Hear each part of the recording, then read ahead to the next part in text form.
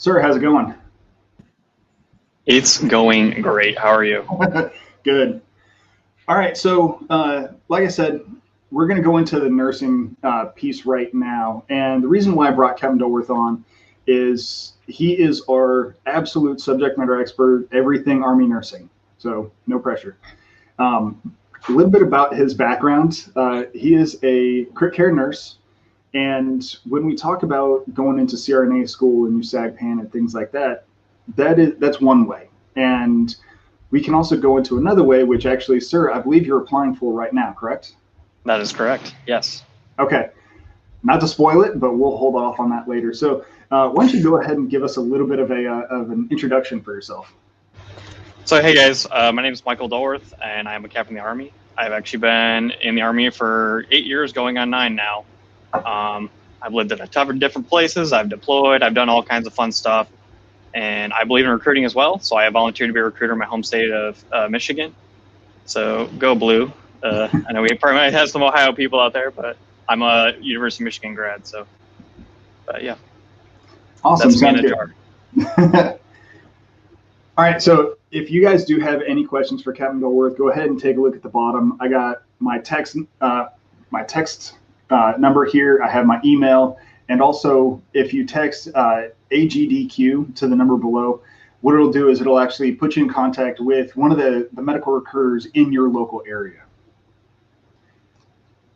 All right, so one of the things that kind of is special to me about Army medicine, I've been in the Army for a little over 13 years now. So I spent over a decade as a medic. I've been a combat medic. I was working in clinics. I've done several different things all over Army, throughout Army healthcare.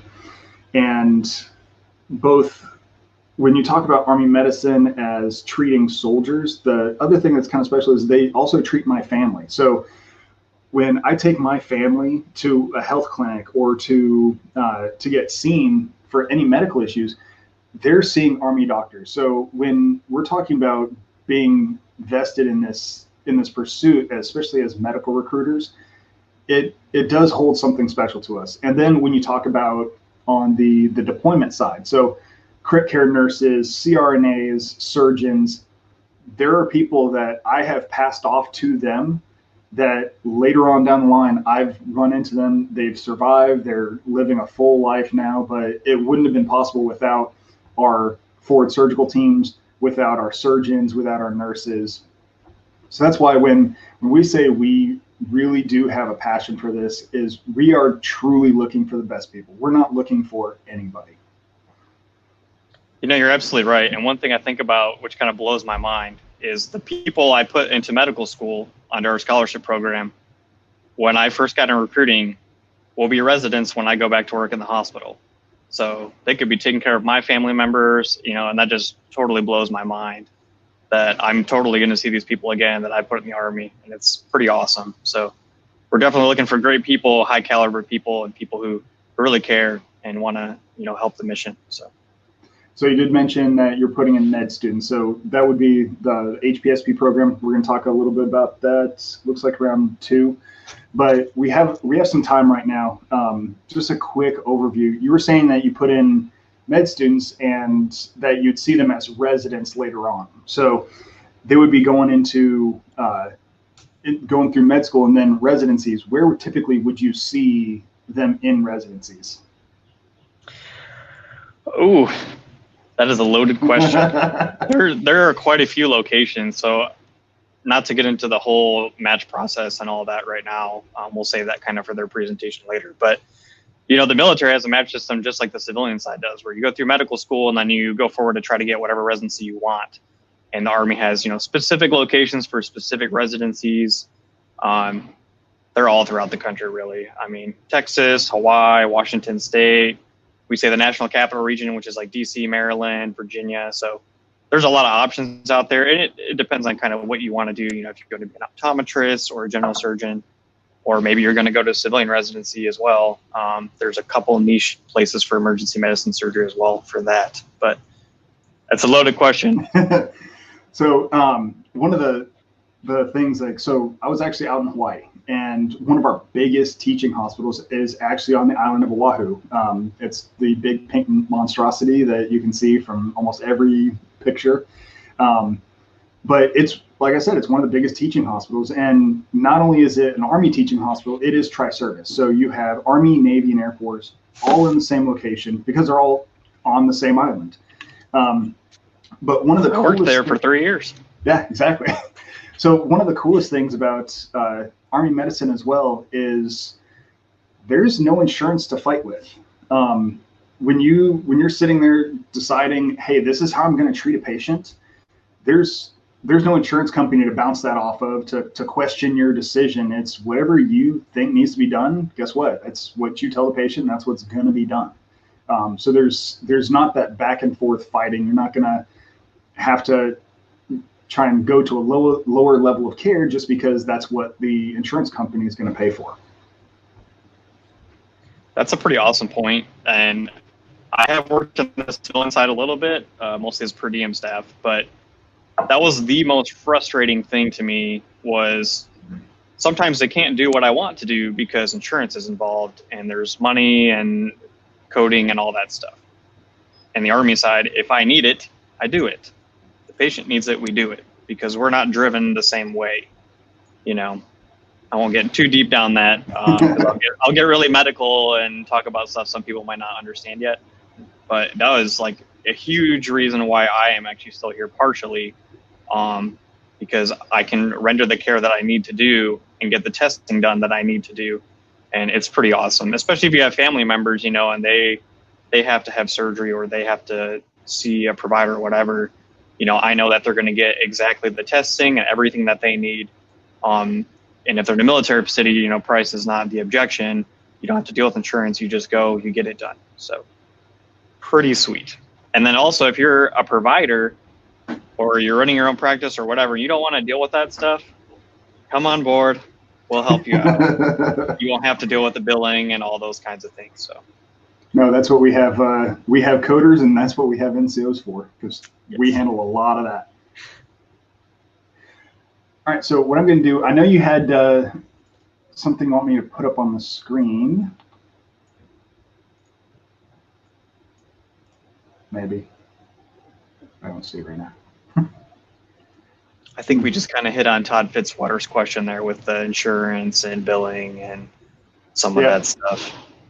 Yeah, right there. So a lot of that is with the billing. And the other cool thing with the Army, especially even the Army Reserve, is our own healthcare system.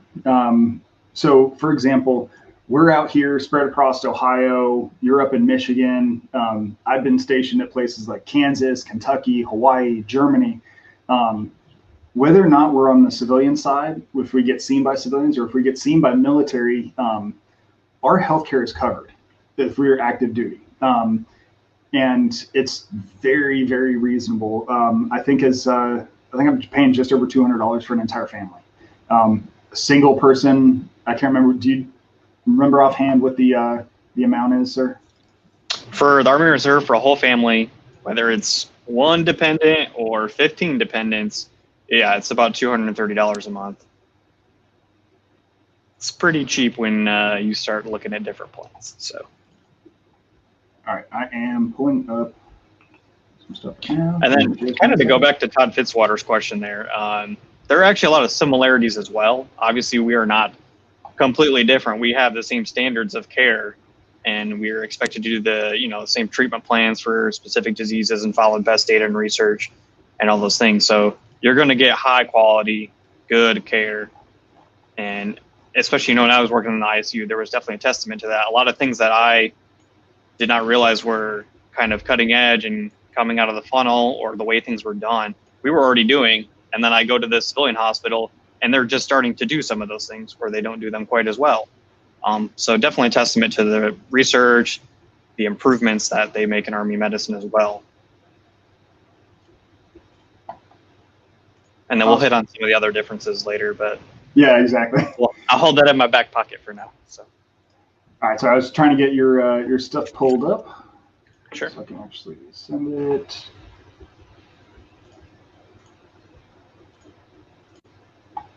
So lovely picture of you. And so we are getting rolling a little bit early on this, but so the Army Nurse Corps. Army Nurse Corps is covers how many different what we call AOCs, so areas of concentration. I know we have med surg, we have crit care, CRNA, but there are also some of the other smaller ones. I know we have a mental health nurse and a few things like that. But as far as what we're looking to bring on board right now, I know some of our numbers have changed. And can you kind of go over those a little bit? I do have a slide on. I was going to talk about the qualifications first and kind of what you need to have to be eligible to join the Army. And then I think it's the slide right after that one, I'll hit on what the mission looks like this year, because it's quite a bit different than it has been in previous years. So we'll definitely talk about that for a couple minutes. Yeah, so as far as qualifications, sorry, I have to use it through this. Take it away, sir. People can see it, it works.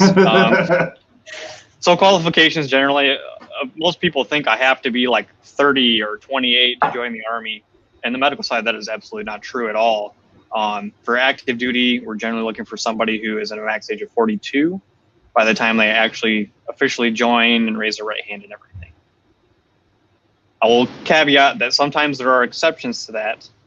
Say you're a CRNA, so you're in a high demand field and you're, maybe a couple, 2-3 years beyond that, we can request a waiver and maybe get you in the Army that way. That is a possibility. It is always worth asking, absolutely, especially for the reserve side. So the reserve, the age cap is different.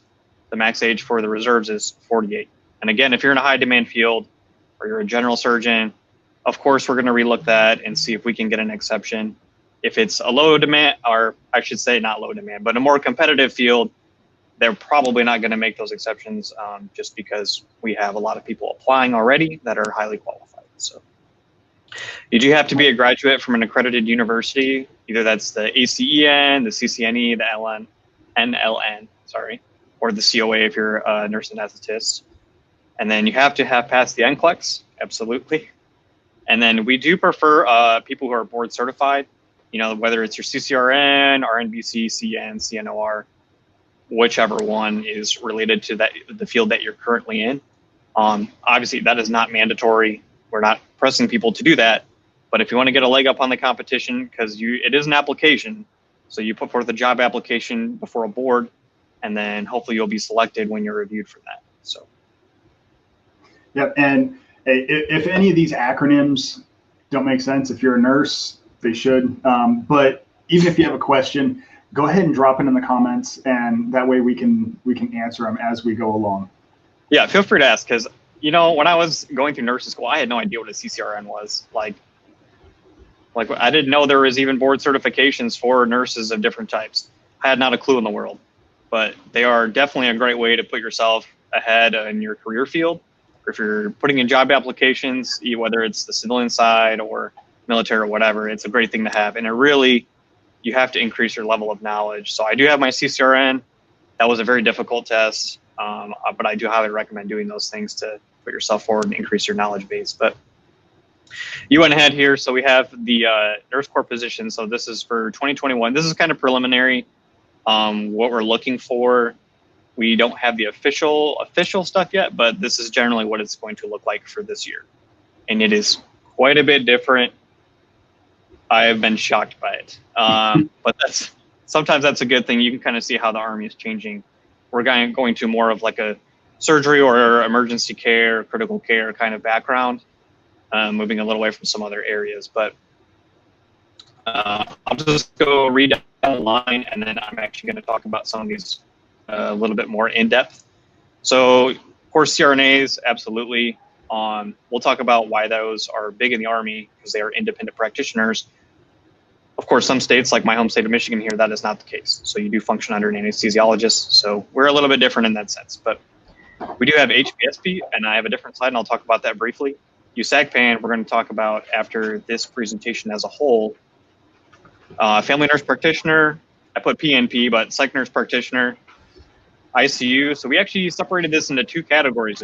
So you have to have either 4 years of experience or more or you're under 4 years. So there's a certain amount for each one of those that we're looking for. Very different. We've actually never done that before. So that's going to be kind of a new thing. 66 Hotel, which is that's to put you into the ICU student program. So you have to have 2 years of med-surg experience to apply for this program. This is actually a schooling. I'm going to talk about that in a different slide as well. So I guess I'll pump the brakes on that before I get too carried. And then of course our ER nurses got to have them.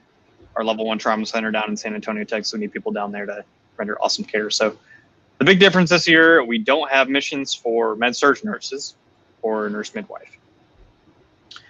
The med-surg nurse, this could change year to year. I have not a clue in the world, you know, it just depends on kind of what's going on in the world. But, you know, the first year I was in recruiting, we were taking new grads out of nursing school. My second year last year, we are not doing that. We're only taking people with 2 years of experience. And then this year, there is no mission for that at all. So we kind of have to find a different avenue for you to do these things. But again, later slides, we'll talk about it more. Anything to add, Sergeant Sharps? No, you are breaking up a little bit, sir. So if for some reason he drops off, we'll hold off a little bit so that way give you a chance to reconnect. I know you're going into each one of these, so if you see me taking notes, that's because I have questions in case you don't touch on it later on. Because the thing about these slides today, not only is it for our nurses, but it's also for our counterparts out there that are in the regular recruiting station, so the enlisted recruiting side. If they have any questions like, hey, I have this person who says they're a nurse, I don't know anything about nursing, they typically give us a call. This is a great forum. So if you're watching, share this, get it spread out so that way we can get more comments in and get the correct information out. But also, if you do have any questions, you can feel free to reach out to me. And also the texting, the AGDQ puts you in contact with the lowest person. Some of the things that are a little lesser known is the HPSP side for nursing. It's typically when we think HPSP, that's medical corps, dental corps. So I know you're going to touch on it later, but that's definitely something for the recruiters out there, especially the AMED recruiters as well, to pay attention to this slide. You brought up something I do want to hit on briefly. So most people don't know that there's different kinds of recruiters. They just think I go see the Army recruiter and they'll put me in the Army. That's not necessarily the case. There's actually medical recruiters, and then there's other types of recruiters as well. So we are way more dispersed than the people you see at the mall or locally. There might only be 2 stations per an entire state. Like Michigan, we have ourselves and then a station over in Dearborn. So they're a little more niche. You have to search maybe a little harder, or you can go to the mall and ask about us. Maybe they'll give you our info. So yeah, some of the like for our area. So I'm in Akron. If you don't know where Akron, Ohio is, I don't blame you. I didn't before I was sent here. So we're a little bit south of Cleveland, and we have a station in Cleveland that covers like the Cleveland metro area and right along the Great Lakes. Akron, we cover pretty much everything south. So we're a very small station, but we cover a very large landmass. And within the Columbus company, we also have Columbus, we have Cincinnati, and Dearborn, like you said. So for a 2-state region, we don't have all that many people. So we're very welcoming. If you give us a call, like we have a vehicle, we'll come meet you. We'll sit down and we'll explain every single possible pathway to get to where you want to be. The great state of Michigan here. We cover 80,000 square miles up here. We have a lot of area. We'll even go up to the Upper Peninsula. I mean, you're talking easily a 6-7 hour drive one way. We'll do it, no problem. So just reach out, we'll find you. Yeah, don't alienate the Ohio audience. As soon as they hear Michigan, they might just like tune out. You hit the Ohio, you got Akron. You know. Our Sharps will take care of you guys. Yeah, so you don't have to deal with the Michigan hat when you sit down and talk to them. Actually, right, so we're right across the street from Michigan State University, so I'll probably get my hand slapped later by somebody, but that's okay. All right, so we got the ICU student program. Yes, I didn't get too carried away early, which is good. I actually did this program. It is a great, great school. So essentially what this does is we take people who have that 2 years of med-surg experience, current med-surg experience, sorry, not from like 10 years ago or even 3 years ago. It needs to be current med-surg experience. And what we do is we bring you into the Army, you get some initial entry training stuff done, and then you go straight to a student program. So this is in San Antonio, Texas at our level 1 trauma center. It is essentially nursing school on crack. Like, it is a 5-month intense program designed to bridge that gap from med-surg nursing to ICU nursing.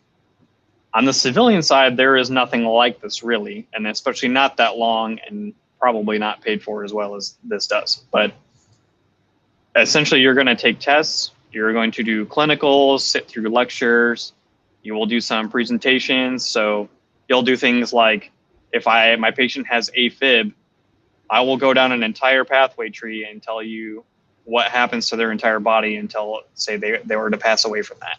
So you understand how that affects the kidneys if it gets too far, if we don't intervene, or the liver, or how you get MODS or whatever. So it's a very, very all-encompassing course. I just put some random stuff down here that I learned when I was there. You know, we learned how to read 12-lead EKGs, which I had no experience in nursing school with that at all. That is actually a pretty important skill to have, and it's not well taught in most of our healthcare settings. But, you know, ABG interpretations, the basics, and how to read those, advanced pathophysiology, hemodynamic principles, medications that you use in the ICU, how to titrate them. There's so much.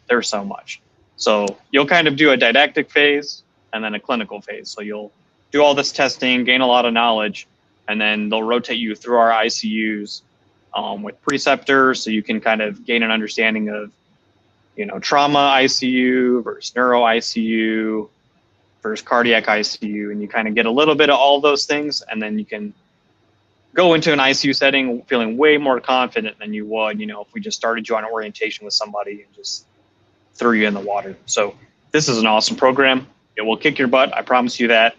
It is super beneficial though. And then, in addition to this one that actually you haven't been through, sir, which I don't know if you have, we also have what's called the JET course. So it's joint en route critical care.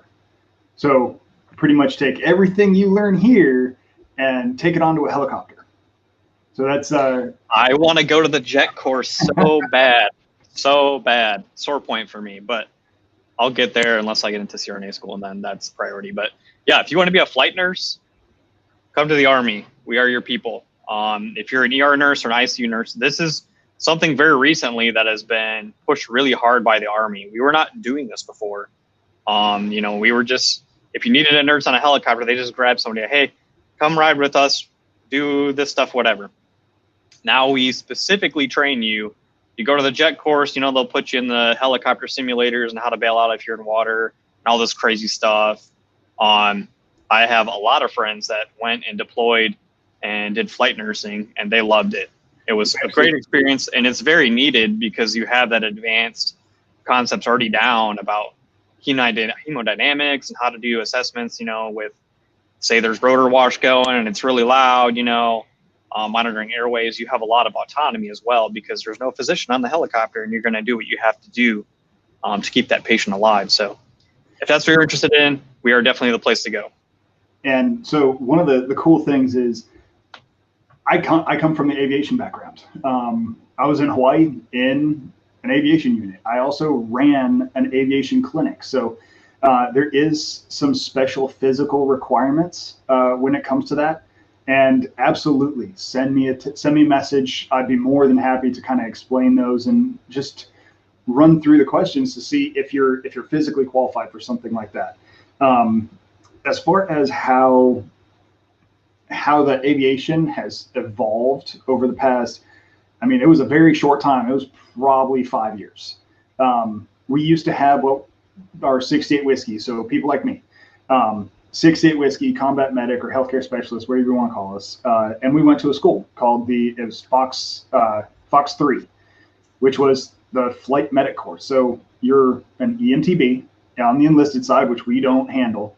You go to this course and you come back and boom, they put you in a helicopter and you're now a flight medic. That kind of changed. So what they looked at was, hey, we need a higher skill set on the helicopters than what we have on the ground currently. So that evolved into what we call the Fox 2 program, which is the flight paramedic. So again, on the enlisted side, 6-8 whiskey, you can come in and be a Fox 2 as a flight paramedic. Mainly, it's in the Army Reserve because the majority of our air assets are in the Army Reserve. So if you want to look into that pathway, go talk to your reserve recruiters. But then what they did is they looked at, say, hey, there's some things that these paramedics can't do that your crit care nurses are much more specialized. And then when they looked at it, they're like, all right, these 6-8 whiskeys they know how to crew an aircraft, they know how to treat a patient, they know how to do all this stuff. Well, we need to train up a nurse specifically just to treat that patient. And then you also deal with all your altitude, all your hypoxias, everything else like that, and learning truly being the true subject matter experts on both aviation medicine when you're actually in the helicopter, and also how that affects the critical care and all the various different pathways and clotting cascades and everything else that has to take care of. So what they ended up doing was, like you said, taking that flight nurse and putting them on the aircraft instead of just trying to have a paramedic manage them till the time they hit a forward surgical team. So that's kind of a little crash course and a background on how this got to be. And the culmination is that JET course. So you go through the ICU program through the Army, or you're a CCRN, then you apply to go to JEC, and then that's where you start going through your flight training and stuff like that, which if you head on over to our YouTube page after this, so I'll actually need to repost it, but I actually have my Dunker training videos. From when I was out in Hawaii, we actually did it at the Marine base in Kaneohe. So they strap you into a helicopter, blindfold you, and then throw it in the water and turn it upside down. So it was an absolute blast to go through if you're a strong swimmer. If you're not, it's pretty miserable. You'll be fine. But yeah, if you have any questions on that, again, shoot me a message, leave me a comment here, and we can easily go into it. But as far as the pay data, so I know you're going into the pay data. Were you paid when you were going through this ICU nurse course? Absolutely. Absolutely. Once the Army brings you on active duty, they are going to pay you regardless of what you're doing. If you're moving, you make salary, right? So even if it's the weekend, you're kind of getting paid too, right? So yeah, as soon as you're in the system, you're getting paid, even if we're sending you to an education course or whatever. I don't usually like to talk about money that much because I don't think that's the most important thing, but it is good to be open and very concise with how these things work. And it's really important to understand that paying the Army is super difficult to calculate correctly. Mm-hmm. If you don't know what you're doing, you're not going to calculate it correctly. Like, I promise you that. So you can see this looks like a really busy table, and there's a reason that it is that way, because everybody who joins the Army, even for the same job, might not make the same amount of money, or you might live in a different location. There's a lot of factors that go into this, but we can kind of go line by line here, and I'll explain why it looks the way it looks, and it'll make a lot more sense. For different jobs or your specific situation, you're definitely going to have to reach out to somebody, to a recruiter, and sit down and do this on a one-on-one basis. Because we need to know how much experience you have, what type of setting you work in, yada, yada, yada, yada. So it's complicated. It's not that simple, to be honest. You said how much experience you have. And I see up here it says base pay, 1 LT, so if you don't know, that's a lieutenant, versus a captain, and it says less than 2 years and 4 years. As a nurse, can you come in as a captain, or is everybody coming in as the lowest possible rank? So again, it varies. So say you're a CRNA and you have a doctorate degree. you are going to come in as a captain. Absolutely. We're going to bump you up because you have that advanced level of education. For a bachelor's degree, we don't give credit for that. For a master's, you do get some credit, so you'll be at least a first lieutenant. And they do need to be in a nursing-related field. But for experience-wise, usually whatever experience you have, just cut it in half, and that's the credit that we give you. So say you've been a nurse for 3 years in the ICU, we'll give you a year and a half of credit towards rank, right? So that would make you a first lieutenant, which is good. You want to be a higher rank because you make more money, so absolutely. That does cap out, though. So once you have that 3 years cap out, then we're not going to give you any more credit for that beyond education and other things like that. So say if I went and got my RN, my 2-year RN, I've been working in the ER for 6 years. And then I decided, hey, you know what? Like, they won't promote me anywhere until I get my BSN. Does that previous experience count, or is it only after I get my BSN? Great question. Absolutely. Absolutely. So we understand that, you know, if you're working as an RN or whether you have your BSN or not, you're doing the exact same job. It is no different. And we absolutely count that towards your credit. However, to join the Army, you do have to have a bachelor's degree in nursing. So that is the caveat. That is more of a commissioning thing. To make you an officer, you have to have that degree. But if you're in the process and you're close to being done with your bachelor's degree, please do reach out, because you will get credit for that time you were working. So when we talk about how much experience you need, we'll count that. And then maybe we just put a dean's letter in and go ahead and board you pending your bachelor's degree. We've done that before. So there's a lot of situations. Everybody's a little different. But yeah, if you're close to finishing your BSN, you have that experience, and you're currently working while you're in school, absolutely reach out. You can totally do it. And the one thing, and it's everything AMED related. There's an answer, but there's also a waiver for everything. Like you were saying before, for age. Not everything, but most things. Almost everything. But all those things that you really do need to just reach out, talk to a recruiter, and just sit down and have a one-on-one conversation with them. That when you sit down, honestly, there's no obligation, there's no nothing. They're pretty much just going to take some notes and show you, hey, this is what we need to do. This is the pathway that you're going to need to take. And honestly, it is not a short process.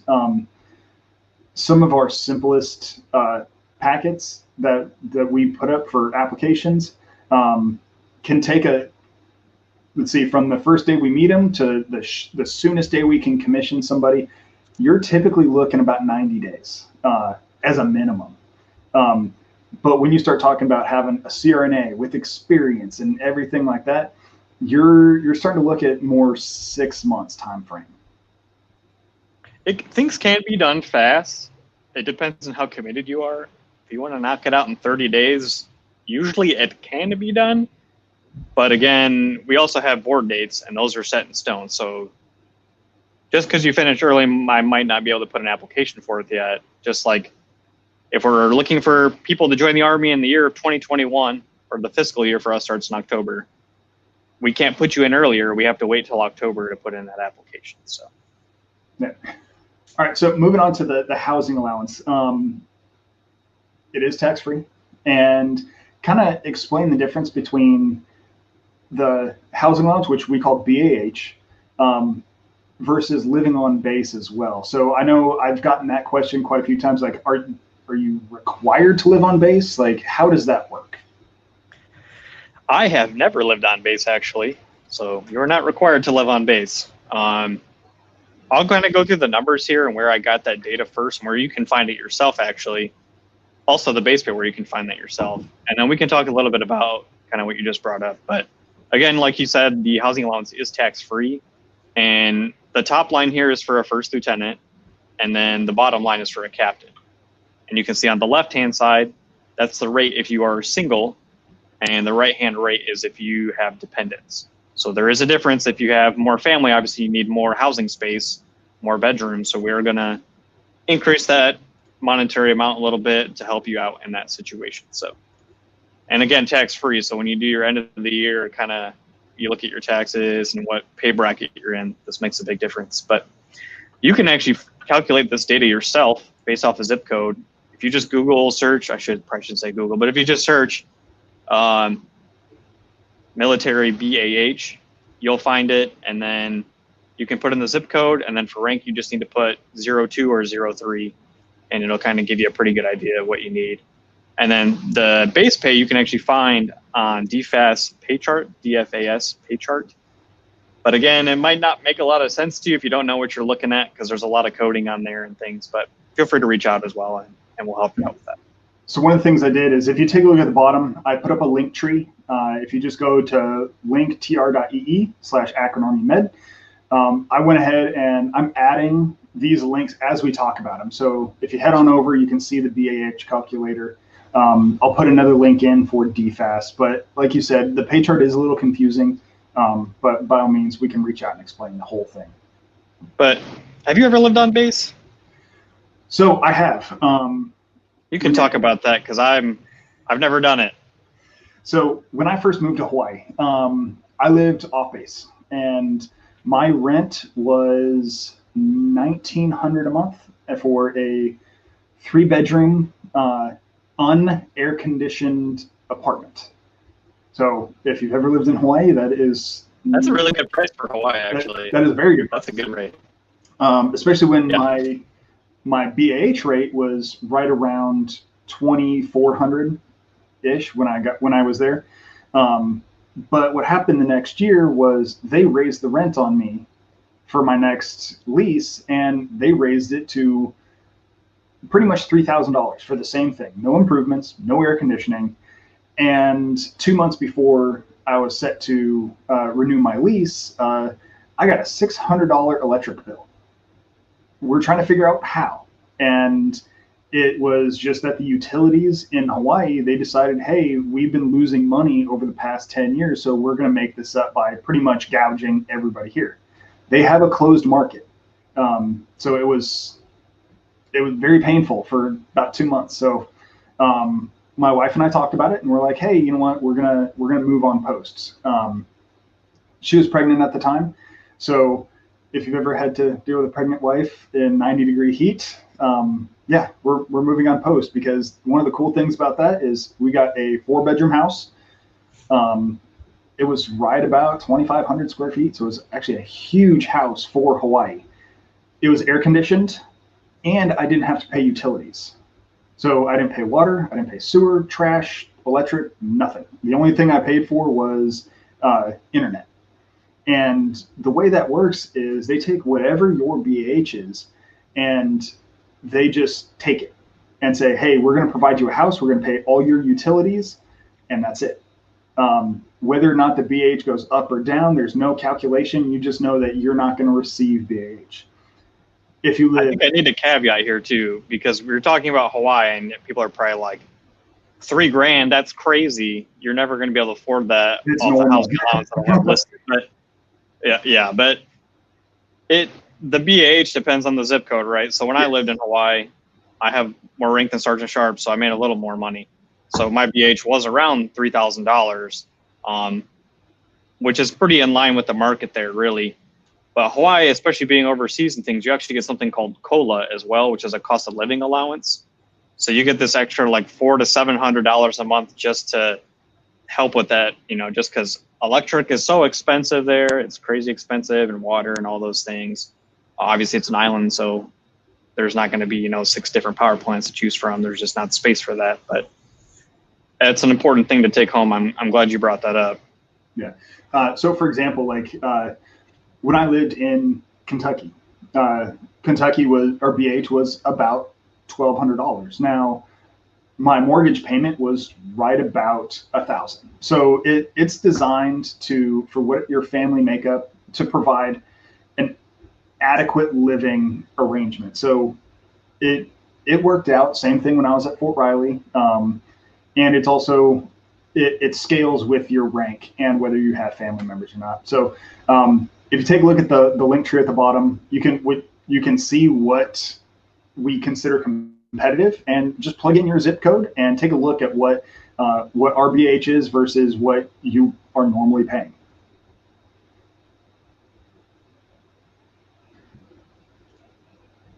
All right, so And we'll just go to the next one there. That's BAS. We don't need to explain what it is. Just know that you're going to get it. I just calculated this off basically what I get, which should be similar if you're joining to what you would get. So it's around $3,000 for the whole year. Probably not any need to dive down into that any deeper, but just know that's extra money in your pocket kind of deal. yep. And then I did some totals here. This is without any bonuses, nothing, any of the other stuff. You can see as a first lieutenant with less than 2 years of experience living in San Antonio, you're going to make about $68,214, which is pretty good, especially as an entry level into an organization. That's it's complicated because the Army has set increases in pay. So you can actually look at these charts yourself, or we can help explain it, and you'll see that there are set increases in pay. You don't need to fight for raises. You don't need to fight for what your starting pay is going to be. These things are all set in stone. You just need to look at it and decide if that's a good fit for you. But the important thing here is why I put the captain in 4 years, because most contracts are for 4 years, 3 or 4 years. By the time you're in your last year, you will be a captain and you will have 4 years of experience. If you're, kind of an initial entry, kind of starting from the bottom, okay? That is the dollar amount that you're going to make in that last year, which is pretty good pay, especially being, just a bachelor's prepared nurse without any additional skill sets or anything. So the pay does increase very quickly. Within 4 years, you're talking about a very, very large thousands of dollar increase in your pay. And then, of course, I didn't put in here, but if you're active duty, your health insurance is completely free. Like, you don't pay for that. I think for my daughter, I think I have to pay for her dental insurance. But aside from that, I haven't actually paid for anything for her or myself yet at all. Nothing. So that's definitely an important thing to realize, that you're also having less out-of-pocket expenses when it comes to insurance. Of course, the tax-free from the housing allowance. And I'm from Michigan, so I'm active duty. I don't even pay state taxes. So just more money in your pocket from that. That's state by state, depending on what you claim, but that's an additional consideration you also need to make. And then just to bring up moving and all that, you could probably chime in here too, but if we are going to send you to Texas to start and you're leaving from Ohio, we're going to help take care of that. Okay. You're not expected to just grab all your stuff and get in a car and rip down there and figure it out. You'll get reimbursed for, a certain amount of mileage. They'll pay you whatever cents per mile you drive. They'll reimburse for hotel rates, all those kinds of things. So we're not asking you to just do it yourself. We can get movers to come pick up your things, pack it up, and bring it down to where you're going. So any move is stressful, of course, but they definitely make it a little less stressful because you're not going to be financially strapped just from coming to work for us or start school for us or whatever, which we'll get into anyway. But and it also does depend whether we're going to move you somewhere for your training. It all depends on the length. So if you're going to school, if you're going to like USAGPAN, which we're going to cover a little bit later on, for going to CRNA school, obviously that's several years that you're going to be down in San Antonio going through training. Well, we're not going to expect you to maintain a house somewhere else and live in San Antonio. No, we're going to pick you up. We're going to move you. And the way that the Army moves you is they want you kind of out of the way.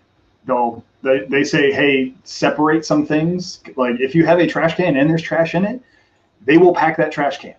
So anything you don't want, throw it, like put it in a separate room, close it, and put a big sign that says do not pack. But what they do is they come in and they have a very systematic and methodical way of packing. And they typically pack it very well. There are some one-off incidents, but that's also the case with any other move. There have been issues in the better past. that than me having to do it myself, because I am not packing all my stuff up. That's crazy talk. Yeah. And we do also reimburse for damages the same way. There was an issue in the past where things weren't getting reimbursed, but they've rectified that. And actually on my last move up here, I had stuff broken, I claimed it, and I was paid within, I want to say it was like a week. So as far as the bonus is concerned, now I know this changes, this goes up, this goes down, but It says $250,000 Totally. for a CRNA. Yeah, so I think for most people, when you see that, you're like, whoa, $250,000. But this is to bring you in line with the rest of the market, okay? So don't lose your socks on this one. It's $250,000 divided over 4 years. So you're looking at like $62,000 a year. So when you take these totals, you have to add all these dollar amounts, and then you'll see the total pay, say, if you're a CRNA. So they're not just going to throw 250 grand at you and also pay you $200,000 a year. That's just, no one's going to do that. That's an unrealistic expectation. But yeah, the bonuses are, it depends on the job. Some bonuses are going to put you over the civilian market quite a bit, and some of them are to keep you in line with the civilian market so that we're paying that's the wrong word. We're paying you the right amount that we should be for the type of job that you have. Okay. So the ICU one, that's actually going to bump you quite a bit over what a civilian would normally make, unless you're 30 years in and they've kept you in the system and just kept giving you more money. Yeah. So there are differences. Again, these can change year by year, but right now, currently, this is the data that I pulled, and I didn't put every bonus in here because it would take up the whole thing just with the bonuses. Reach out, if you're an OR nurse or a community public health nurse or an APRN of any sort, please reach out, and then they can tell you what the bonus rates are. Again, yeah, I can't put them all in here. I wish I could. I would love to do a tally for every single job and what it would look like, but that's just an unrealistic kind of thing for our presentation here. Yeah. But again, those are kind of the two biggest ones. That's really, especially ICU, we are looking hard for ICU nurses this year. We've really plussed up on how many of those we want and what we want to do with them, and flight nursing, and we just have a lot of competing demands now. So there's pretty good dollar amounts right there. That is a larger bonus than I got. So now is definitely the time to take advantage of that. And then kind of going down board certification pay. So if you're an APRN, you're going to get an extra $6,000 a year just for having a board certification. Not for the BSN level nurses. Our board certs don't count towards that. Believe me, I tried. If you can get it, you're going to try to get it. And if you can't, well, it is what it is. And then incentive pay. This is for the CRNAs only. Again, we're going to give you this extra $15,000 a year just to put you in line with the civilian market so that we're paying you the amount of money that you're supposed to get. Yeah. And then I put just the totals down here only for ICU nurses.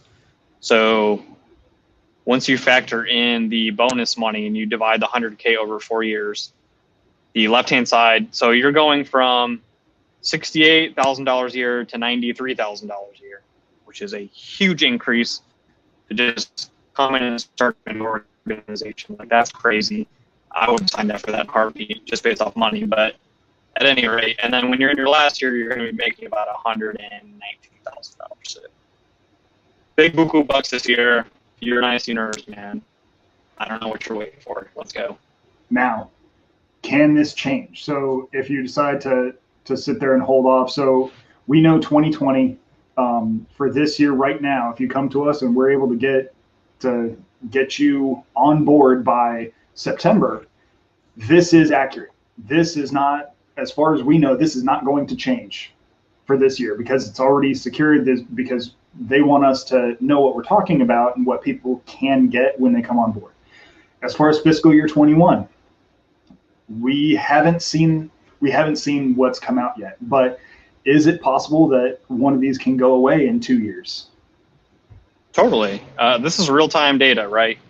That being said, if you sign up for this and you come into the Army and that changes next year, they are going to pay you what they contractually signed you up for. So say in 2 years, if this bonus goes away, they're still going to pay you what is owed to you from the contract that you signed. Okay. I think Sergeant Sharps fell off. He'll be back. I'm here. Oh, he's here. Okay. Sorry. Cool. So yeah, anyway, yeah. So if you sign up for $100,000 for a 4-year contract, they're going to give that to you 100%. Okay. Say you're applying and something changes, we are obligated to tell you that. So when you go to sign your contract, you have to sign specific paperwork for that bonus. Okay, so you can't swindle you. You have to sign for those things. You can't sign you up and then say, no, we're not going to pay that. That's not legal. Okay. So if you sign up for it, you'll know what you're getting. And if it changes, you'll know before you sign your contract. Okay? Anyway, I probably just beat a dead horse, but yeah. So we'll move on from pay. Again, it is very complicated for military pay, and it's different for nurses, doctors, PAs. So honestly, we'll sit down and we'll do everything and show you exactly what you would be getting. I did want to include that. I just wanted to give you guys a rough idea what it looks like anyway. So it's a big thing for some people. So glad we hit that. But yeah, we can move on to HPSP here, which is a scholarship program. Yep. Most people probably don't know what that is, especially if you're a nurse. You've probably never heard of it. If you're in medical school, you should have heard of it. If you didn't, we're doing something wrong. But this is essentially a scholarship program to help pay for a civilian education. This is a very competitive category for us. There are only 5 people we take for this a year. But ironically, there's not that many people who usually apply because I don't think we're preaching it that much because there's only 5 slots. So if you want to do it, you should apply. So again, very competitive category. I'm just going to read my slide here. Must be accepted to a national nursing program at the time of the board, which is in February, and be fully qualified as a nurse at the BSN level or higher. So the board is in February. So if you're selected in February, then you need to start following that. So like in May or August, and then you'll start getting paid once you start school. So we're not going to pay you before you start school. We'll pay you once you start school. So what type of schools are these for? Is this, it says BSN level, so we're already assuming, hey, you've already been a nurse, you've been working. What type of school is this going to pay for? Are you looking at like FNP? Are you looking at a DNP program? Is there any restrictions on that? So there's 3 categories. You have the psych nurse practitioner, the family nurse practitioner, and CRNA. How many of whatever, like, it doesn't matter. Like if they get 5 family nurse practitioners, so be it. If they get 5 CRNAs, so be it. So any one of those 3 can apply, absolutely. The caveat here is that it has to be a face-to-face program. So if you're trying to do a master's online for a family nurse practitioner, I'm sorry, but that's not going to happen. It has to be face-to-face. And then just kind of like what that covers and everything, you do get a stipend every month. So that's $2,391.60 a month. And then your tuition is just going to be paid. So you shouldn't even see that bill. The Army's just going to get it. They're going to pay that outright, and then you don't have to worry about it. So if you want to pursue, a 3-year doctoral degree in a CRNA, civilian CRNA program, this is a really, really good option. I would definitely consider applying for this if you're interested. And then I did not mention this actually, you'll go on active duty when you're done with this one. So we'll talk later about the STREP program, which is for the reserves. So if you want to stay in your hometown and do reserves, we have an option for that as well. But HPSP only assesses onto active duty, so full-time work. All right, next. No, so this is going back, the HPSP, like I said, there's only 5 that we pick up for HPSP and on the nursing side only. The rest of the HPSP is allocated towards our med students, our dental students, and our vet students. So the majority of them are allocated to that. But as far as the nursing is concerned, like you said, we only take 5 per year, and they are very competitive. But again, not that many people apply. Yeah. What are you guys doing? We're not telling anybody about it. So come apply, because it's not going to even be, if 15 people are applying, there's 5 slots. That's not that bad. I mean, you got a 1 in 3 chance. That's pretty good. Where some things we do, there could be 5 to 1, So if you go into if you call an AMED recruiter, or if you call someone and you say, I want to apply for a CRNA HPSP, and they tell you that doesn't exist, call me. So my number is right at the bottom. We'll work through it and we'll get your packet in. Don't let them tell you it doesn't exist, because as of right now, this program still exists. You tell them, shame, it does exist. You need to learn more. Those are my pictures at the bottom. I haven't even told you guys about my pictures. This is all stuff I took from my phone when I was in Hawaii. Oh yeah, this is Kailua. This is the pillbox hike, which is one of my favorite day kind of. It's actually pretty steep, but it's a day hike, very popular. But people come spray paint these old pillboxes, and you can see the Mokes there in the background on the right side. So I loved Hawaii, and I am definitely trying to go back. But I'll start explaining my pictures because I think they're kind of fun. And the cool thing about this this hike too is as soon as you're done, you can pretty much walk to Kailua Beach. All right, so on to the Army Nurse Corps position. So everything we talked about previously, that was on the active duty side. So that is, we take you out of wherever you're living now. We send you through our training program. So you don't go to basic training. You go to what's called the direct commissioning course. You go to BULLOC, which is Basic Officer Leaders course. And then you go into one of these other programs. Now, when you go to the school, can kind of differ depending on what type of program you're in. But again, that's something that we can lay out for you and show exactly when you would go, when you would do each thing. So as far as the Army Reserve, the way it changes from active duty is we want to keep you in your community. So we don't want to pull you out and send you off somewhere else. We want you to be part of your community, and then that 1 week in a month, 2 weeks during the summer, which can change too. So if there's something that happens like the whole COVID-19 response, we actually moved some of our medical professionals out to Boston, out to Seattle, out to New York to help out the civilian hospitals just because they were so overwhelmed. So we came in and just provide additional support. And just putting that in context, like, we're not going to pay you to do nothing forever. Like, if you're just going to training, you're training for nothing if you're not doing anything with it, okay? And then some people ask about deployments and deployment cycles. Every unit has a cycle. So we're not going to deploy you every single year forever. You know, that doesn't make sense.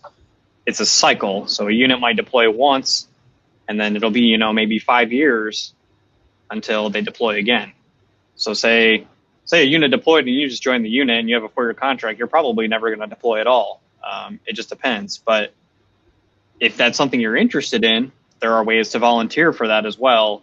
You know, they have a list where you can kind of go through and say, yeah, I'll go do that. Oh, like when I deployed from Hawaii, somebody from the reserves came and backfilled me. So this major who's an ICU nurse is like, yeah, I'll go work in Hawaii for, you know, half the year. Sure. Pull my arm. So when I was actually out in Germany, I worked at Wiesbaden Health Clinic. So it is a tiny little base. It used to be an Air Force base out there called Wiesbaden Hospital. Army took it over. And when I first came into the Army, I was working kind of doing like LPN type things, taking vitals, stuff like that. Well, when we had people that would want to go on leave, so because in Germany you can only have a certain number of U.S. forces, so when one of them wanted to go on leave or one of them was leaving, we actually got a reserve backfill. So like you said, sir, we got an ER. She was an ER doc by trade, but because we needed her in family practice, they asked her, it's like, hey, do you want to go to Germany for 90 days to be a family practice doctor? And she's like, can I bring my family? I'm like, okay, sure. We're not paying for it, but they can go. I mean, they're giving her a place to live. They paid for her travel, and they're going to pay for her to be there for 90 days. Now, her family coming and visiting, that's 100% on her to work out the whole visa and all that.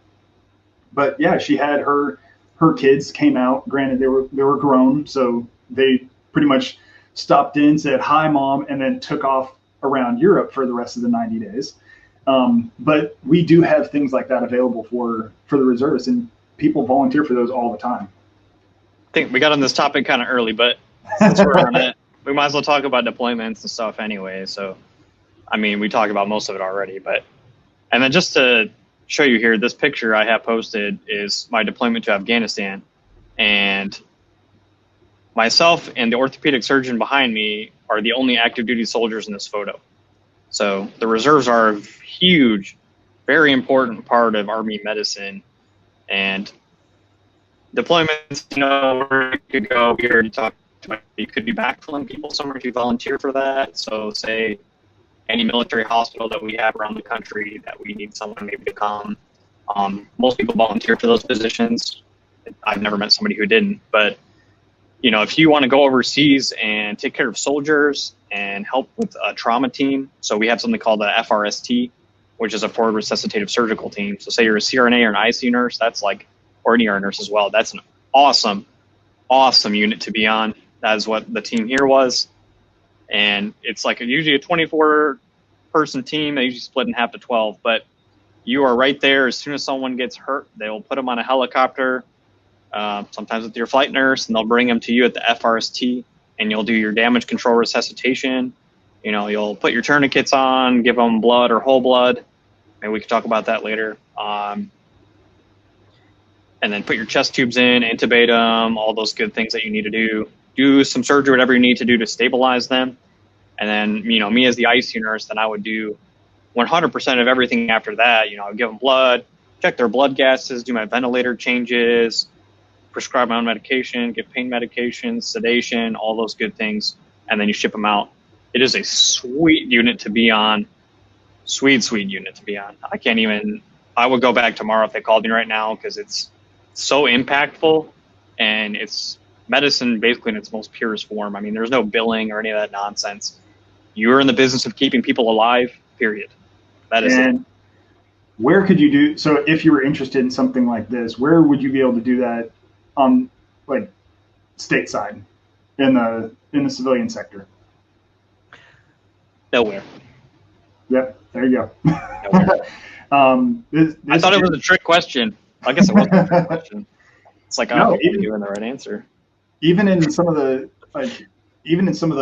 busiest trauma centers in the world, you're not going to have that level of experience gained in such a short amount of time either. I think level 1 trauma center is awesome. We have them as well. You can do awesome things there, and you have a lot of capability, which is what you don't have, overseas. I might not have a CT scanner. I might not have XYZ, whatever. You know, I have an ultrasound. I have my ears and my hands, and I have medications and whatnot. But I guess I'll talk about this briefly as well, but we are one of the only people using whole blood anywhere. And it is super effective. The Army's been doing this for a while, but the biggest thing about that is that we don't have platelets in theater because they're only good for 6 or 7 days before they go bad. So whole blood is a huge part of what we do overseas. It's very effective. I would definitely encourage you to go look at the research on that and data. But, you know, part of what I would do, depending on how busy we are and what was going on, is I would get blood samples and I would type it. So I'd find out if you're O-pos or A-pos or whatever. And then I would get a whole blood bag from somebody and I would test it. I'd test it for malaria. I'd test it for HIV, hepatitis B, all those, whatever. The list goes on. But I would make sure they're all safe to give. And then we would give that to the patient. And man, and it's warm too. If you get it from somebody already, it's warm. So even when I put it through a Belmont to infuse it, it's already heated. Or if you don't have a Belmont or some other rapid infusion device, you already have warm blood. It's been tested. It already has all the components that you need: red blood cells, fresh frozen plasma, platelets, all that stuff is already in the bag. So it's pretty awesome. And so we actually hit on this. I spoke with Colonel Johanigman about a month ago. So if you head down to the link, there's also links in the description on our YouTube channel. Take a look at the video with Colonel Johanigman, and he was one of the pioneers. Unfortunately, he wasn't with the Army at the time. He was with the Air Force. So the Air Force pretty much told him, like, he can't deploy anymore. So he came on over to us, and like, he's like, hey, can I deploy with you guys? Absolutely. He's one of those ones that he wants to do this job. But now he's working down in San Antonio at Brooke Army Medical Center, and even the EMS in San Antonio is starting to recognize whole blood. And we actually had a really good conversation about it. So head on over to our YouTube side after this, not right now, it's Careers in Army Medicine, or even on our podcast. So Careers in Army Medicine podcast, and it's the one with Colonel Jay, and he really does talk about the benefits of whole blood and why we got away from it to begin with and why we're going back to it. Well, because it works. Sorry, we got we're so off topic. It's not even funny. No, and that's fine. I mean, that's a big difference between the civilian side and the military side. I mean, we have a lot of data and research going on that people don't know about. People don't know that we have, a burn team in Texas at our level 1 trauma center. If there's a burn patient in theater, they need ECMO or something, they will get on a flight and they will go pick them up and they will bring them directly back. Like, we do things that people have no idea about. We do research that people have no idea about. We have a lot of influence on what's happening in the civilian side as well through our research and what we're doing. And I think most medical professionals don't have a clue of all the things that the Army's contributed. Tourniquet use. Tourniquets, absolutely. Imagine how many lives have been saved on the civilian and military side just from tourniquets alone. I know Stop the Bleed is a big initiative as well. I know with COVID, it's probably not happening as much because it's more of a face-to-face training. But I mean, man, tourniquets are a big part of that, and it's being done everywhere. I keep them in my car just in case. You never know. I have it in my bag. I have it in my car because I mean, it's not just for battlefield injuries. Like, somebody gets severely hurt in a car accident. Guess what? Like, you can put a tourniquet on and save them. They're not going to lose their limb because of it. So don't worry about that. Yeah, we are way off topic, but we should caveat: we are not preaching, telling people how to do anything medically. No. We do not. Yeah, that's all on you. Go through one of the trainings. Hey, if you do need Stop the Bleed, again, you can reach out to us because every single person at least in our company, for the Columbus Army Medical Recruiting, we are all Stop the Bleed certified. So if you guys need to coordinate a Stop the Bleed event, you could reach out to one of us. Here, I'll throw my stuff back up. Send me an email, and what I can do is I can put you in contact with your local person, and once we figure out all the COVID restrictions and all that happy fun stuff, we can get stuff situated. But yeah, we're off topic. I really don't like. I'd really like to just see where conversations take us, but we can finish this side up pretty quick. So this is what we're looking for fiscal year 21. Unfortunately, we are not looking for the nurse practitioner side. So if you're looking at nurse practitioner and you want to come in, honestly, one of the only ways you could do that is through the HPSP side right now. Which goes on active duty anyway. Yeah. So, or you can just join active duty, but I don't think we need to get paid. Go back to that one real quick, the previous slide. There you go. Yeah, I just want to, so all of these have a different level of how many we're looking for, but the big ones are CRNAs, ICU nurses. I think it's important when we talk about the reserves, especially, that we talk about the timing. So all of these jobs, you have to be currently working in this position on the civilian side. Okay, so you have to also have a minimum of 6 months of experience. And then you also have to look at, say we have 30 jobs available for a med-surg nurse. I think it's actually 60, but once that's done, once those are filled up, we had enough people apply and we accepted them, we are done the whole rest of the year. We will not take any more until the following October, when the new fiscal year for the military starts. So just understand, like, if you want to be a med-surg nurse in the reserves this upcoming year for their FY fiscal year 2021, you need to start packing now, because probably once October, November pass, there might not be any jobs available. So that's definitely something to consider. ICU nurses, you have more time. You can do that most of the year. And we actually are authorized something called overproduction, so we can put even more than they originally asked for. So timing is very important. Oh, yes. I harp on that on my videos on my channel all the time. But yeah, it's super important. Anyway. All right, pay data. I think we've beat this one up enough. This one's different, though. This is very different for the reserves. Oh, got it. Okay, so the pay data we talked about before, that was on the active duty side. So that is what we pay.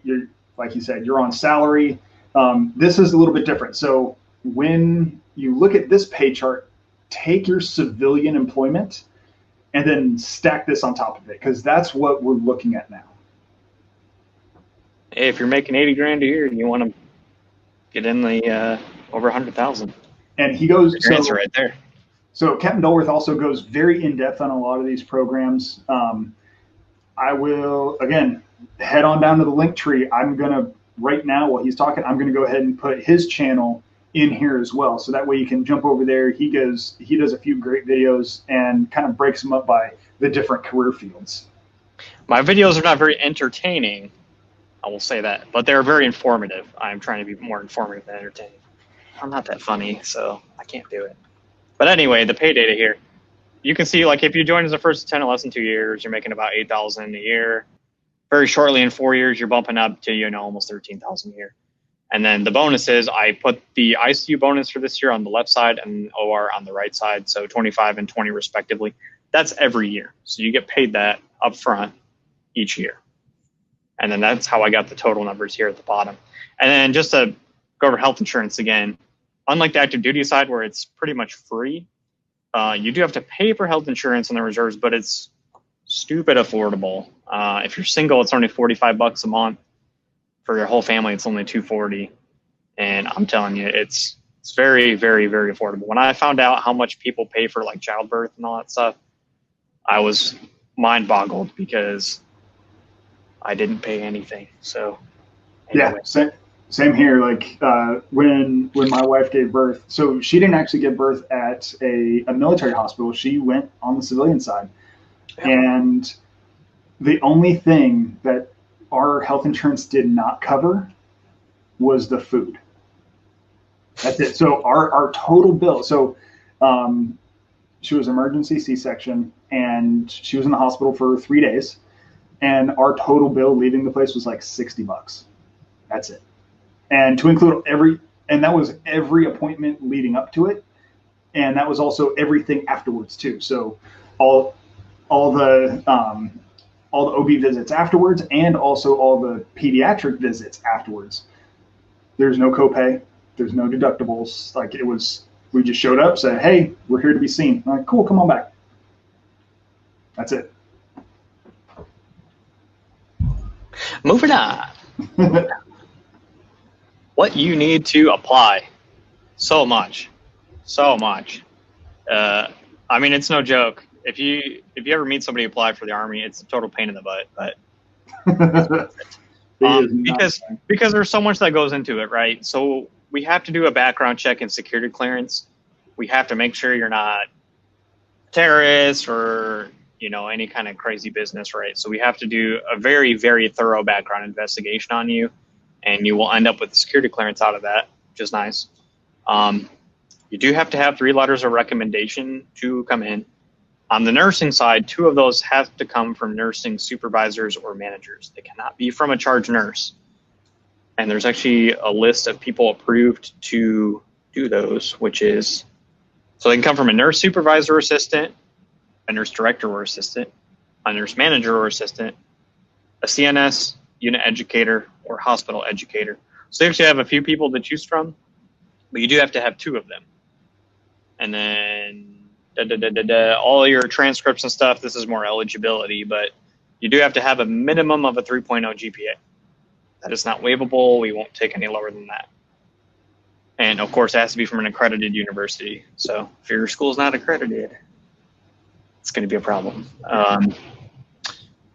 If you're in a specialty profession, the ICU or the ER, there are additional requirements. You do have to have something called the skills checklist. So you're the same people who do the letters of rec, your supervisor, CNS, whatever. They also have to fill that out, as well as an hours work form.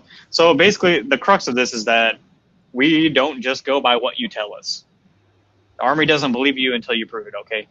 You need to prove to us that you have worked in the ICU long enough so that your manager can attest to that and that you have the necessary skills to do what we need you to do part-time. And if you're not doing those things every day, then we can't bring you on because you're not going to be effective for what we need you to do on a part-time status. So It's a bit of a nuisance, but it is very important that we make sure people are qualified and that people are also not lying to us, which does happen, unfortunately. So, military physical, man, we could probably both talk about this all day, but you have to go through a physical at what's called MEPS, which is the Medical Entrance Processing Station. Depending on medical conditions, I don't want to get too into this. I don't know about you. I don't really. Talk to a recruiter. Talk to a recruiter, because the thing about the physical, it is a very intensive physical. There's certain things that are not waiverable, like, period. They're not. And there's certain things that will need all of your medical records to say, yeah, we'll bring on board. So it's a very intensive process. I mean, I've submitted physicals that are upwards of 100 pages. So, and guess what? They got approved. I mean, and then I've submitted ones that are 5 pages, and they're like, no, sorry, we're going to pass. And it's warranted. People don't, we like to give MEPS a hard time, but it is very important. When you think about, say you're going to deploy to Afghanistan, okay? Say you're a diabetic, a type 1 diabetic, and whatever. We'll just use that for instance. The military is not going to be a great fit for you, because what if I can't get you your insulin? What if I send you somewhere and I can't get you your insulin? Say something happens and that's not possible. What are we going to do? We can't do anything about it. So this is why, partially why we have military physicals, is to make sure people are suited and that they can be without healthcare for a certain period of time. Or say you're the only CRNA on our FRST, the only CRNA, because we don't have anesthesiologists on FRSTs, only CRNAs. And you have a medical issue and you have to leave that place, then they don't have a CRNA to help with surgery for that location at all. So this is very important. It's annoying for us to deal with, but it is important.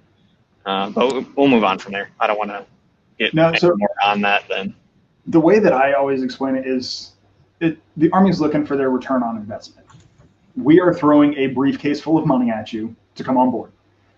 We want to make sure that you're going to be able to do the job for that contract period, if not possibly 20 years. So that's what you would kind of need to hit retirement for the military, and we'll go in, I believe it's the next slide.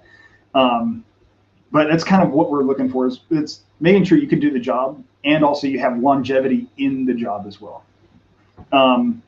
And then, so that's all we're going to hit up on MEPS. They're all over the country. Each one's a little bit different. So you really got to talk to your local recruiter to know what the local MEPS is looking for. Go ahead and hit on the CV. Now, I know I've requested CVs from people, and I've gotten stuff back. It is not a resume, like your traditional type resume. We have Don't try to make a CV without us. Don't do it. Yeah, we have a very specific format, and if it's not in the format, they'll just kick it back. Right. Because when people are looking at these CVs, you're going to have people like Captain Dulworth. So when you're talking nursing CVs, later on in his career, Captain Dulworth might get tagged with actually sitting on one of these boards. So it's going to be your peers looking at your experience in your CV, and they want to be able to compare people quickly, apples to apples comparison. So be able to flip through each one. That way they know when they're looking for certifications, they can flip to the second page, second paragraph from the bottom, there's your certifications. If they're looking for verifying experience, they're going to be able to flip through it and be like, all right, 6 years of experience, 4 years, and they're not sitting there hunting. All that's summed up. We have a format. We'll send you the example. All you got to do is plug and play. It's already formatted. Just type in what you need, delete what you don't need out of there, and then you're golden. So, but just don't do it without us, because you'll be wasting time and you'll have to do it again. So, all right, and then the certifications. I know BLS is a requirement. I'll let you take over all the other ones if needed. Right on. So yeah, BLS, you got to have it. You're a healthcare provider. If you don't have it, you probably should. ACLS, of course, you need ACLS if you're in the ER or the ICU or your CRNA or what have you. We need those as well. Any additional certifications? So you have PALS or you have TNCC, or I forget the NIH stroke one, whatever. But if you have any of those, feel free to put it in there and send it to us, because that only strengthens your application. And it shows that you're very committed and you care about the profession. You want to advance your education and so on. So that's all I have to say about it. All right. Retirement plan. It's a little different now. I mean, it used to be you do 20, you get out, and you get paid. Definitely has changed. It's kind of the same. It's kind of the same. Okay. But the percentage is different. And then you can contribute money, and then the government will match it 1-for-1 up to, I think it's 6%. So I'm not an expert on retirement. I don't know about you, but yeah. So the way the retirement system works right now is it's similar to a 401k.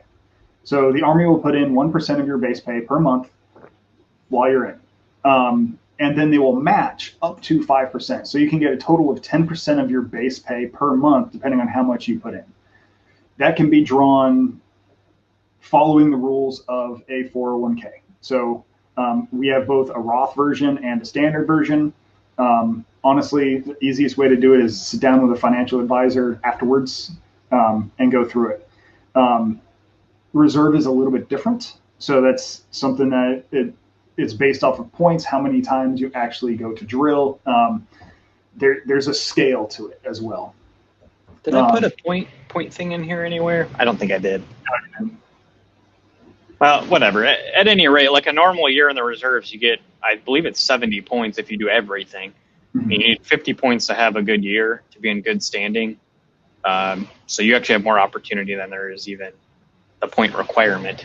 And then if you deploy, some of those things change and you get more points. And yeah, it's there's a whole calculation to it.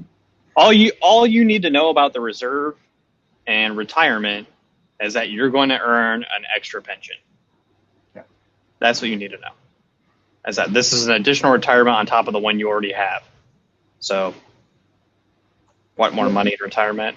You want to buy that? Well, for me, you want to buy the bigger boat.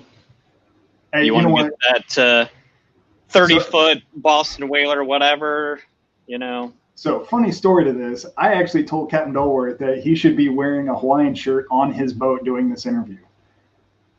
Obviously, he didn't listen. Maybe later.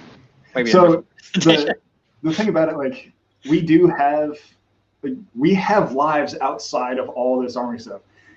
Captain Dulworth, like if he's not like being a groundskeeper for his lawn in his front yard, he is on his boat. Like if you drive through his neighborhood, his yard is the one that looks like a golf course.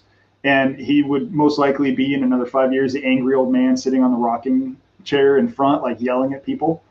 Like if they ever step foot on. I already am that guy. So when you talk about like some of these incentives and stuff like that, we have lives outside this too. So you can easily have a conversation with Captain Dulworth about boating, especially around a lot of the lakes up in Michigan. So moving on from that, one of the things that I talk about a lot is the upward mobility piece.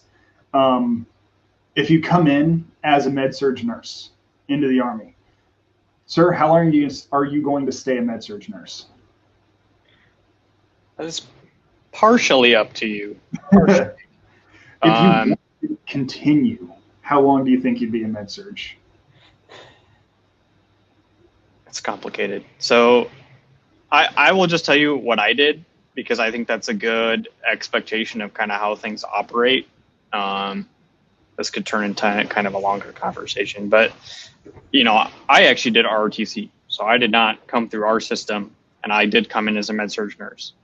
I did that for 2.5 years, and I knew the whole time I wanted to be an ICU nurse because I wanted the sickest patient. Absolutely. I wanted to make a huge impact. I wanted ventilators and drips and all kinds of crazy stuff.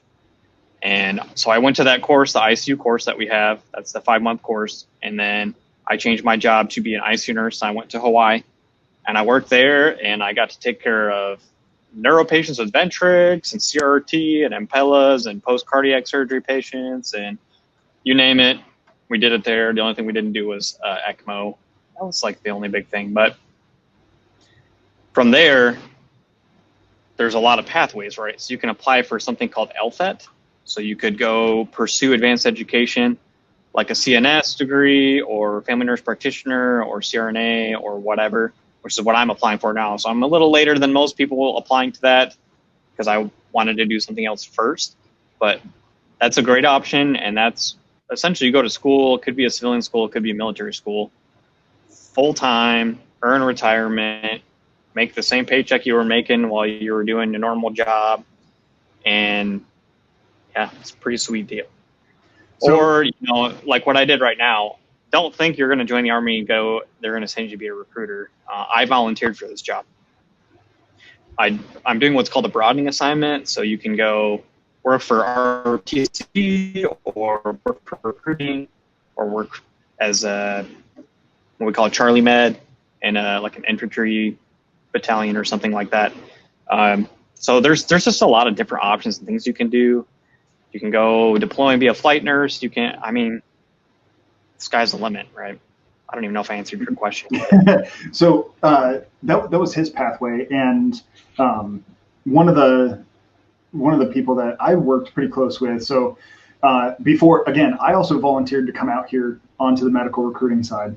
Before that, I was actually at Fort Knox working at Ireland Hospital, and one of our nurses, she was moving. Her and her husband are both nurses. They were moving on, and the nurse that was brought in was fairly new. So she was a lieutenant. So you got to think less than 4 years.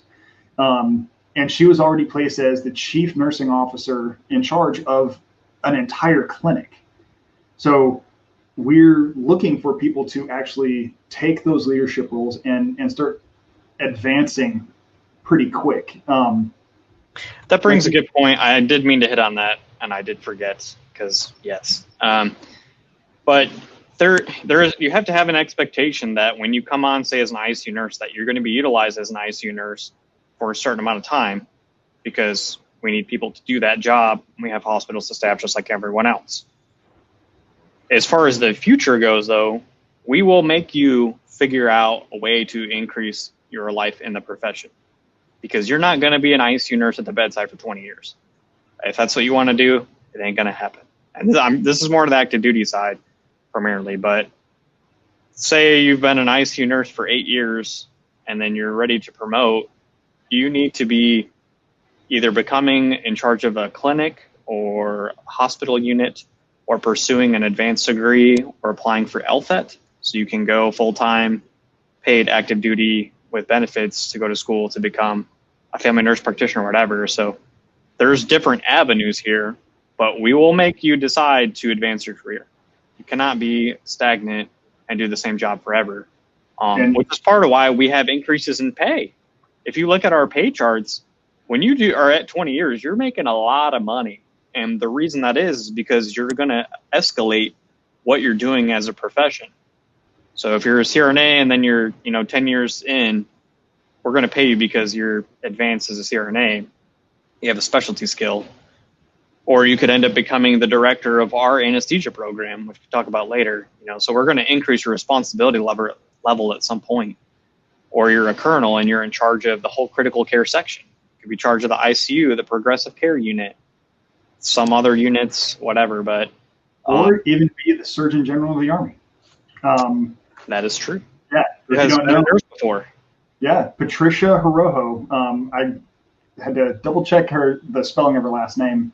But yeah, she was the first nurse to be the Surgeon General of the Army. So we don't put caps on what level you can be. I've had hospital commanders that are nurses. I've had our own battalion commander right now, the one that actually just left, and Colonel Ament and also Colonel Blue. They're both OR nurses. So and they're put in charge. So that's what we look for your career track if you're going to make a career in the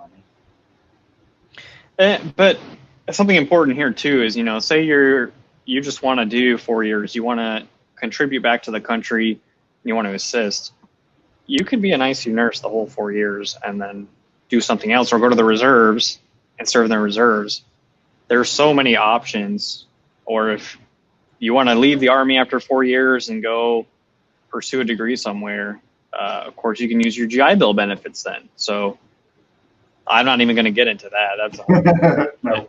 There's a lot of benefits to service, and I think a lot of people just don't think of us as a first line choice because they haven't heard from us. You know, we're a 1% of maybe the total recruiting volume. So we're kind of a niche field, and we really, really have to work hard to let people know what programs we have and what's out there and communicate that. But also because you have to have experience to come, you know, a lot of people can't join right after nursing school. So there's a lot of considerations here, but at any rate.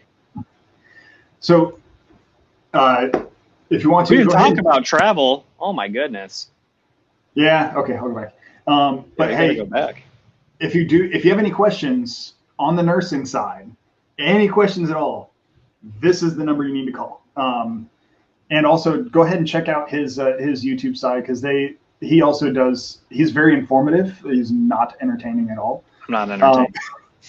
But at least it'll be a good resource, and hopefully he keeps up with what's going, like, his life afterwards. So as soon as he's out of the recruiting side, still documenting everything. So while you go through LTHET, keep the YouTube side going and just talk about your experience going through that. But you might get a once-a-year video on that. We'll talk about we'll say USAGPAN. LTHET we call it LTHET, but that's actually something different. But we'll talk about how difficult it is and look at the curriculum, and you'll be like, yeah, you're not going to have time for that. But I'll try to do it once a year for you. Maybe we can have a video chat down the line.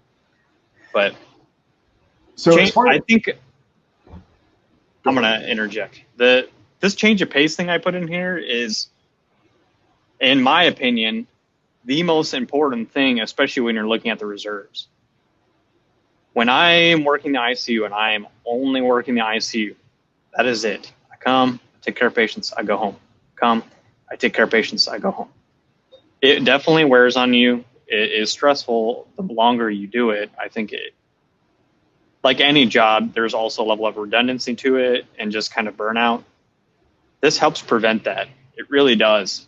Having something to mix it up and kind of change a pace, you know, like my backfill guy that comes to Hawaii, I'm sure that, you know, it's a different ICU, but he met different people. He got to do new things somewhere, do some hiking, go snorkeling, scuba diving, whatever he wanted to do, and just do something different, be somewhere new. And I think that is so undervalued. And I think Dr. Johannemann even talked about that in his video a little bit. We actually get a lot of physicians that come to us in our area that are older because they've done everything already and they want to do something different. They want to do something new.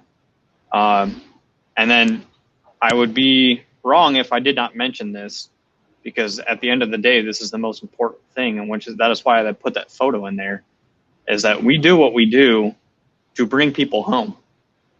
You know, my younger brother serves in the military, and he joined when he was 18 years old. And to think that there wouldn't be a healthcare provider there for him if he was hurt or injured, whether that's overseas or in a car accident or whatever, that would absolutely break my heart. And that's part of why I serve. And by far, that is the most important thing that we do and why we do what we do. And if you are patriotic and you want to contribute and help our soldiers, sailors, airmen, and Marines, this is a fantastic way to do that. The Army is a global organization. We are huge. We are all over the country. And, you know, this is the primary mechanism for what we're doing. So. Yeah, absolutely. So what I'm going to do right now, up next, we're going to talk about USAGPAN. We also call it LTHET, and because we're the Army, we like to use a lot of acronyms. So LTHET, I believe, is long-term health education and training. Is that correct? Yes. Awesome. I got it right for once. And USAGPAN is the U.S. Army Graduate Program in Anesthesia Nursing. Yes. CRNA school. Well done, sir. Well done. CRNA school. But hey, right now, we are going to go ahead and take a quick break. I need more coffee. That way you can go ahead and run to the restroom. So the stream is going to stay online. And then when we get back, I have a few videos to show, and we'll go ahead and jump into your SAGPAN, LTHET, and kind of one of the hidden gems when it comes to Army nursing, or just nursing as a whole. This is an amazing program that anybody I talk to is extremely interested. And the hardest thing is just getting people to sit down, because in CRNA school, you're busy, very busy. So trying to get somebody to sit down and just hear about what this program is the most difficult part. So we're probably going to take about a 5-minute break. Go ahead and drop your comments as well. If you have any comments, any questions, go ahead and leave them in the section. We'll go ahead and address them as we come back. Also, share this channel. Blast it out on all of your social media channels. If you know somebody that might be interested in something like this, or even a family member, tag them really quick. Go ahead and send it over to them. With that being said, we'll be back at, looks like right about 11:48. Sound good, sir? Yeah, sounds good. All right, cool. We'll be back.